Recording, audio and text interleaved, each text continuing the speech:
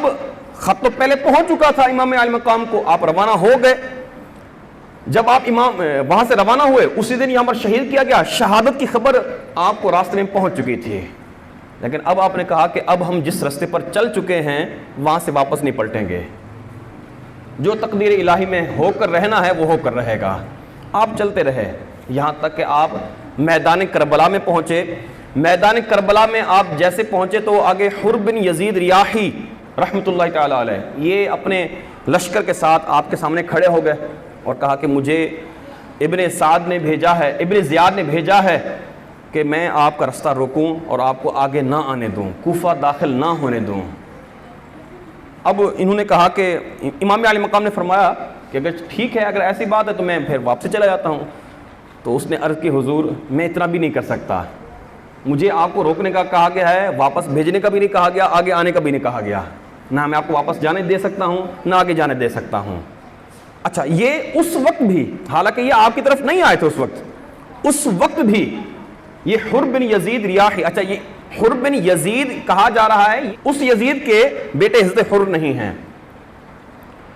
تو اب اس دوران ان کی عقیدت دیکھیے، حضرت حر کی اس وقت بھی عقیدت دیکھیے کہ اس وقت بھی امام علی مقام امام حسین رضی اللہ تعالیٰ عنہ نمازیں پڑھاتے تھے، نمازیں آپ پڑھاتے تھے، با جماعت نماز یہ پیچھے کھڑے ہو کر پڑھتے تھے، امام حسین کے پیچھے کھڑے ہو کر پڑھتے تھے اور آپ کے پاس بیٹھے رہتے تھے، گفتگو سنتے رہتے تھے، کچھ علم کی باتیں اور دیگر نصیحت کی باتیں سنتے رہتے تھے. امام علی مقام ان کو نصیحت فرماتے رہتے تھے، لیکن گویا کہ ایک طرح سے ڈیوٹی پوری کرنی ہے اس خاطر کچھ یہ تذبذب میں تھے. حضرت حر کچھ تذبذب میں تھے، میں کہاں جاؤں، کس طرف جاؤں، ایک طرف نواسہ رسول ہیں اور دوسری طرف حکومت کا یہ حکم ہے، کیا کیا جائے، تذبذب میں تھے. اتنے میں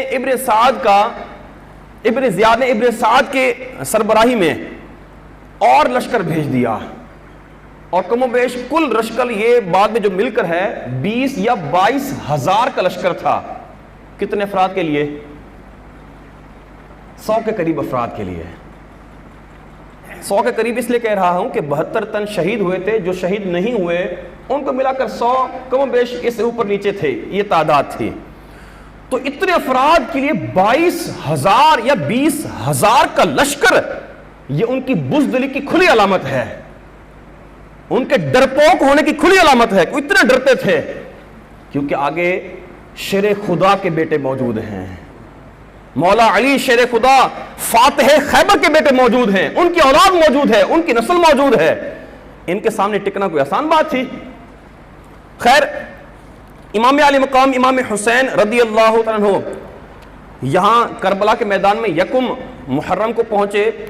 8 محرم کو آپ پر پانی بند کر دیا گیا اور 10 محرم جمعے کا دن آیا تو آپ رضی اللہ عنہ نے اس دن خطبہ ارشاد فرمایا، یعنی کہ آپ نے تقریر فرمائی، بیان فرمایا، یزیدیوں کے سامنے بیان فرمایا، آخری حجت پوری کی کہ دیکھو اب اپنی طرف سے میں اپنی بات پوری کر رہا ہوں، اب اس کے بعد اگر لڑائی ہوتی ہے تو میں اس سے بری ذمہ ہوں گا کہ میں آپ کو سمجھایا نہیں ہے، اپنی طرف سے پوری بات کر رہا ہوں. اپنے فضائل آپ نے خود بیان فرمائے، آپ نے نصیحت کی کہ ظلم کا کیا انجام ہوتا ہے، نواسہ رسول آل رسول کے ساتھ برائی کرنے کا کیا انجام ہوتا ہے.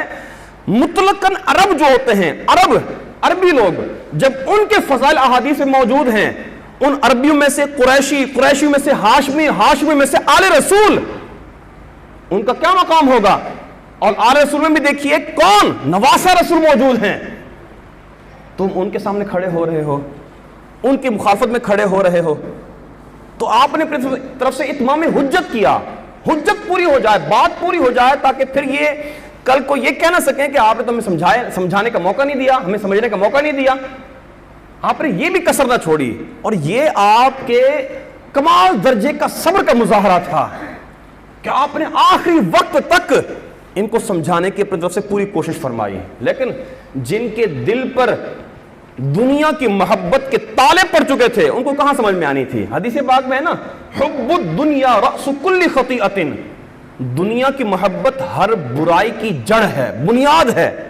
تو یہ دنیا کی محبت جب گھر کر چکی تھی، اب نہ تو نواسہ رسول نظر آئے، نہ ہی کسی ناحق کا قتل نظر آیا، کسی مسلمان کا ناحق قتل بھی نظر نہ آیا. اور یہ سامنے کھڑے ہو گئے، ڈٹے رہے، یہاں تک کہ پھر ادھر سے اب تیر چلنا شروع ہو گئے، ادھر سے حملہ ہونا شروع ہو گیا۔ اب اس دوران کئی ایسے واقعات بھی پیش آئے۔ ایک شخص اس نے یہ کہا کہ اے حسین، تجھے نبی کریم علیہ السلام سے کیا نسبت حاصل ہے؟ یعنی کہ گویا کہ وہ کہہ رہا ہے کہ تمہیں تو کوئی نسبت حاصل نہیں ہے، تمہارا کوئی تعلق نہیں نبی کریم علیہ السلام سے۔ دن دہاڑے دن کو جھٹلا رہا ہے، سورج نظر آ رہا ہے اور کہہ رہے کہ سورج نہیں ہے۔ نواسہ رسول سامنے کھڑے ہوئے کہتے ہیں کہ کوئی تمہارا رشتہ نہیں ہے۔ تو حضرت مسلم بن اوسجا رحمۃ اللہ تعالی علیہ جو امام علیہ مقام کے ساتھ کھڑے تھے، انہوں نے عرض کی حضور، اچھا یہ بزرگ تھے، عرض کی حضور اجازت دیجئے میں اس بدلگام منہ پھٹ کے منہ پر تیر ماروں، اس نے یہ بات کہی کیسے ہے؟ آپ نے فرمایا کہ نہیں، ہماری طرف سے پہل نہیں ہونی چاہیے، ہم پہل نہیں کریں گے۔ آپ نے کیا کیا؟ آپ نے اس کے لیے دعا کی، یا اللہ عز و جل اس کو اس دنیا میں ہی عبرت کا نشان بنا دے۔ تو کیا ہوا کہ وہ بدبخت شخص، اس کو اچانک رفع حاجت کی، یعنی کہ پیشاب پخانے کی حاجت ہوئی، ضرورت پیش آئی، تو وہ اس کے لیے جا کر کسی جگہ پر بیٹھ گیا۔ وہاں پر اس کو بچھو نے ڈنک مارا، زہریلا قسم کا تیز زہر والا بچھو تھا، اور یہ اپنی ہی گندگی میں اسی جگہ پر ہی سب کے سامنے لوٹ پوٹ ہو کر گندگی کے اندر یہ لپٹ کر یہ وہیں پر مر گیا، لیکن کسی کو اس سے عبرت حاصل نہ ہوئی۔ اور بھی ایسے واقعات وہیں پر ہوئے، اسی دن ہوئے، اسی وقت ہوئے۔ دو ایسے واقعات ہوئے، ایک نے کہا کہ یہ تم نے جہنم کی آگ سے پہلے ہی یہاں پر آگ جلا لی ہے، نعوذ باللہ من ذالک۔ آپ نے اس کے لیے دعا فرمائی تو اسی وقت وہ اسی آگ میں جل کر بھسم ہو گیا۔ اسی طرح سے ایک اور شخص نے کہا کہ اے حسین دیکھو فرات کیسے ٹھاٹھے مار رہا ہے، لیکن تمہیں اس کا ایک قطرہ بھی نصیب نہیں ہوگا۔ تو آپ نے دعا کی اللہم امیتہ عطشانا، یا اللہ اس کو پیاسا مار، پیاسا ہلاک فرما۔ تو اس وقت اس کا گھوڑا دبکا بدکا بھاگا، اس کو پکڑنے کے لیے جب پیچھے بھاگا تو بھاگتے بھاگتے اس کو بہت زیادہ پیاس لگی، ہائے پیاس پکار کر چیخ کر کہنے لگا، اور جب پانی اس کے منہ کے پاس لے جاتے تو یہ پی نہیں سکتا تھا، یہاں تک کہ اسی پیاس کی وجہ سے تڑپ کر مر گیا۔ اب یہ کسی کے ذہن میں آ سکتا کہ امام علیہ مقام امام حسین اتنی بڑی شخصیت اور انہوں نے بدلہ لیا، بد دعا دے دی۔ تو آپ کا یہ بد دعا دینا اس لیے تھا تاکہ جو باقی یزیدی ہیں ان کو سمجھ میں آ جائے کہ میرا مقام اللہ پاک کی بارگاہ میں کتنا بلند و بالا ہے، جن کے سامنے تم کھڑے ہو کر غلط کام کر رہے ہو، ظلم کر رہے ہو، ناحق قتل کرنے کے لیے تیار کھڑے ہو۔ یہ بات سمجھانے کے لیے تھی، یہ آپ کی کرامتیں بھی اسی مقصد کے لیے تھی، آپ کا دعا کرنا بھی اسی لیے تھا، لیکن وہ بدبخت تھے، نہ مانے۔ یہاں تک کہ پھر آگے لڑائی کا سلسلہ شروع ہو گیا، اور ہوتے ہوتے آپ کے سب سے پہلے رفقا جو آپ کے خاندان میں سے نہیں تھے، اہل بیت میں سے نہیں تھے، انہوں نے آ کر قربانیاں پیش کرنا شروع کی۔ کئی ایسے واقعات ہیں، کئی ایسے آپ کے ساتھ میں رہنے والے جوان مرد ایسے تھے، ایک شخص سینکڑوں پر بھاری پڑ جاتا، ایک شخص، ایک نوجوان، وہ ان کی نئی شادی ہوئی، بالکل نئی شادی ہوئی، چند دن گزرے تھے، کچھ ہی عرصہ گزرا تھا، ان کی نئی شادی ہوئی، ان کو پتا چلا کہ میدان کربلا میں یہ واقعہ پیش آ رہا ہے۔ ان کی ماں روتی ہوئی اپنے بیٹے کے پاس آئی، کہ میرے بیٹے تم یہاں پر اپنے گھر میں موجود ہو اور نواسہ رسول وہاں پر تپتی ریت میں شہید کر دیے جائیں، یہ کہاں کا انصاف ہے؟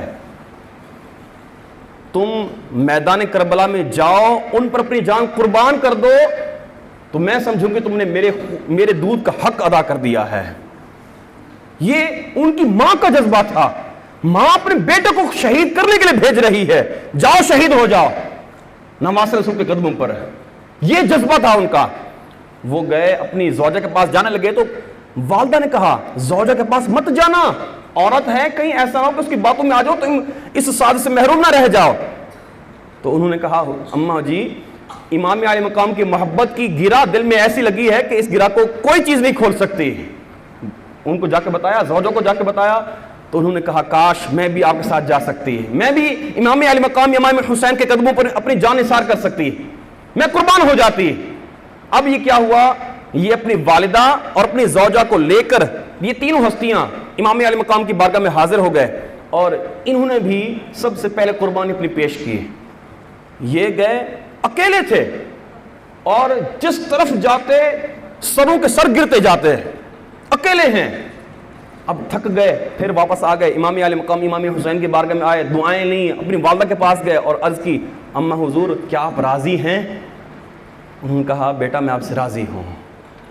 یہ پھر چلے گئے, یہاں تک کہ لڑتے لڑتے, یہ اکیلے تھے, لڑتے لڑتے آخر کار ان کو ہر طرف سے ان پر حملہ کیا گیا تو پھر یہ شہید ہو گئے اور ان کا سر ان کے جسم سے جدا کر کے امام علی مقام کے لشکر کی طرف ڈال دیا گیا. تو پھر ان کا سر امام علی مقام نے اپنی گود میں لیا, ان کی والدہ کو دیا. والدہ نے رو رو کر ان کو چوما اور پھر جیسے ہی وہ سر ان کی زوجہ کو دیا گیا, نئی نئی شادی ہوئی تھی, اسی وقت اس زوجہ کو بھی انتقال ہو گیا. ان کی محبت کی بات تھی, ظاہری بات ہے, لیکن وہ امام علی مقام امام حسین رضی اللہ تعالیٰ عنہ کی محبت پر ایسے قربان ہوئی کہ اپنے شوہر کو نہ روکا بلکہ تمنا کر رہی تھی کاش میں بھی آپ کے ساتھ قربان ہو جاتی, اور ایسا ہی ہو گیا. اور ان کی جو والدہ تھیں, پھر اس کے بعد جو یہ مقدس بیبیاں اہل بیت اطہار کی جو مقدس بیبیاں ہیں, ان کی خادمہ بن کے زندگی گزارتی رہیں. جب تک یہ زندہ رہیں تب تک یہ خادمہ کے طور پر ان کے ساتھ ساتھ ہی رہیں. اسی طرح سے اور بھی کئی ایسے نوجوان تھے, ایسے جوان مرد تھے جو اہل بیت میں سے نہیں تھے اور انہوں نے آ کر پہلے اپنی قربانیاں پیش کی. پھر اس کے بعد جب یہ سارے شہید ہوتے گئے, اس کے بعد پھر امام علی مقام امام حسین رضی اللہ عنہ کے دیگر جو رفقا تھے, آپ کے چچا زاد بھائی امام حسن مجتبیٰ کے بیٹے, اور اسی طرح سے آپ کے دیگر جو رفقا تھے, آپ کے اپنے شہزادے بھی, یہ ایک ایک کر کے شہید ہوتے گئے. یہاں تک کہ آپ کے جوان سال بیٹے حضرت علی اکبر, ان کا نام علی اکبر مشہور ہے لیکن یہ ہیں دوسرے بیٹے, لیکن سب سے بڑے بیٹے یہ نہیں تھے, یہ دوسرے بیٹے ہیں. جو بڑے بیٹے ہیں وہ ہیں امام علی اوسط, نام ان کا امام علی اوسط ہے لیکن حقیقت میں سب سے بڑے بیٹے وہی ہیں. اوسط مطلب درمیانہ, لیکن حقیقت میں بڑے بیٹے وہی ہیں اور یہی امام زین العابدین کہلاتے ہیں. امام زین العابدین سب سے بڑے بیٹے ہیں, انہی کو علی اوسط کہا جاتا ہے. اور امام علی اکبر رضی اللہ عنہ یہ دوسرے ہیں جو شہید ہوئے تھے میدان کربلا میں. اور تیسرے آپ کے بیٹے تھے امام علی اصغر رضی اللہ عنہ, ان کا نام ہے عبداللہ علی اصغر ان کو کہا جاتا تھا. یہ بالکل چھوٹے سے تھے, شیر خوار تھے, دودھ پیتے بچے تھے, یہ بھی شہید ہو گئے. اور امام علی اکبر رضی اللہ عنہ 3 دن کے پیاسے ہیں. 3 دن کے پیاسے ہونے کے باوجود آپ کی جوان مردی کا عالم یہ تھا کہ آپ اکیلے سینکڑوں یزیدیوں پر بھاری پڑ جاتے ہیں, یعنی کہ آپ خود یزیدیوں کے لشکر میں گھس جاتے تھے.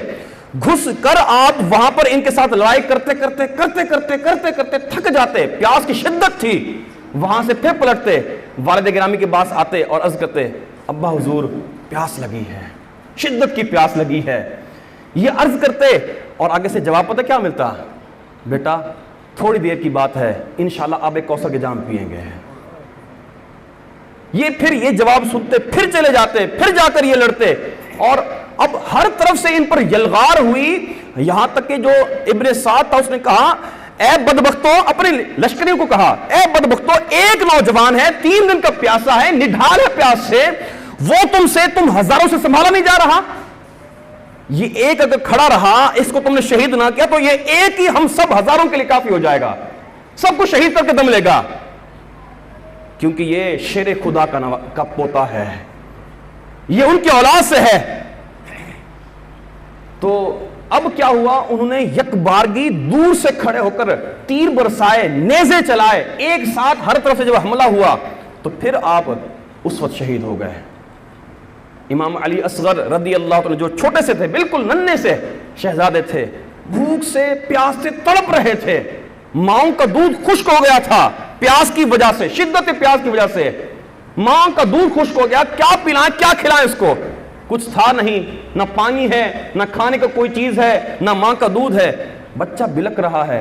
انہوں نے کہا میں اس کو لے کر جاتا ہوں, شاید ان کو کچھ رحم آ جائے, ان بے رحموں کو کچھ رحم آ جائے, بچے کو دیکھ کر رحم آ جائے. اٹھایا اور کہا اس ننھی سی جان نے تمہارا کیا بگاڑا ہے، اس کو کچھ قطرے دے دو۔ ایک شخص، ایک بدبخت نے